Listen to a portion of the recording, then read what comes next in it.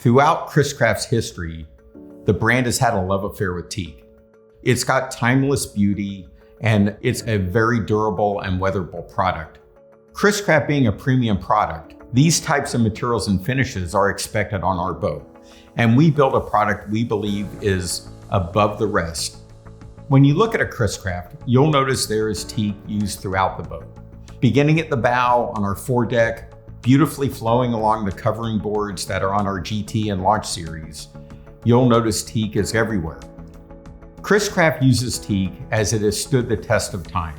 When teak is applied to a Chris Craft, it's a very careful and meticulous process. Our in-house team of craftsmen carefully apply all the teak panels to our decks and other parts of the boat. So we have beautiful flow from one section to another and everything lines up beautifully.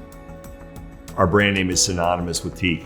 It ties back to the very beginning of the company where the boats were made out of wood, and now it's really more used decoratively as well as functionally. It's because it's not slippery when it's wet. It's a natural non-skid material. Customers are drawn to the craftsmanship of teak. At a show, it says Chris Craft is different, and it communicates premium craftsmanship to people without anyone saying a word. It speaks for itself.